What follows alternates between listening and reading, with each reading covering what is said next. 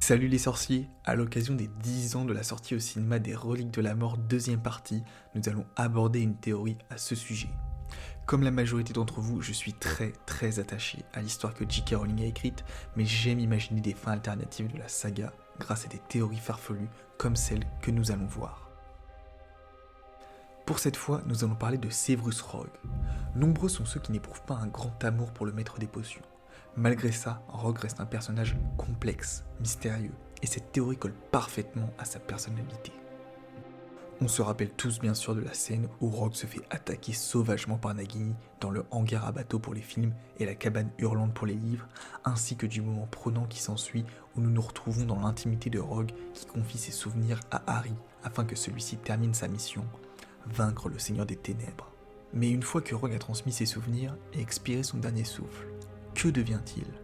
Où est sa dépouille? C'est en effet des questions sans réponse.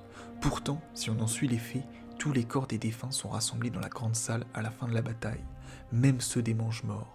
Alors où est passée la dépouille de Rogue? Le doute commence à s'installer dans votre esprit et c'est normal.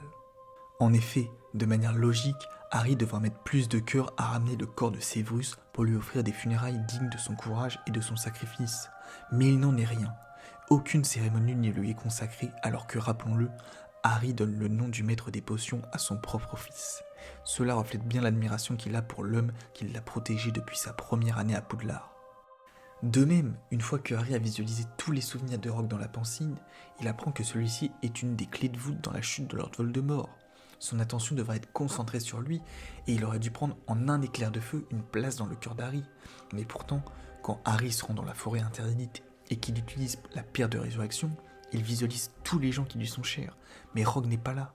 En réalité, Rogue ne peut pas apparaître comme un fantôme si celui-ci n'a pas quitté le monde des vivants. Vous vous demandez maintenant comment Rogue aurait pu survivre. La réponse est assez simple et je pense que vous l'avez déjà deviné. Enfin voyons, nous parlons du maître des potions, le prince de sang mêlé. Étant agent double depuis de nombreuses années, il a eu l'occasion d'anticiper les nombreuses possibilités de comment il pourrait périr. Il a très bien pu devancer les crocs de Nagini en réalisant un antidote. Cela est totalement à sa portée et cela lui aurait permis de survivre. Après avoir confié ses souvenirs à Harry, il aurait donc fait semblant de mourir, puis il aurait utilisé l'antidote qu'il avait préparé en amont. Il aurait posé un dernier regard sur Poudlard et aurait quitté les lieux pour soigner ses blessures. Depuis, Rogue se cacherait pour être en paix avec lui-même après avoir accompli sa mission finale. Il serait revenu à son état naturel, celui d'un loup solitaire. On peut s'imaginer que Severus serait parti vivre paisiblement dans une petite bourgade au fin fond de la campagne anglaise, en train de lire des vieux grimoires au coin de sa cheminée, ou bien dans un pays étranger, à l'abri des regards.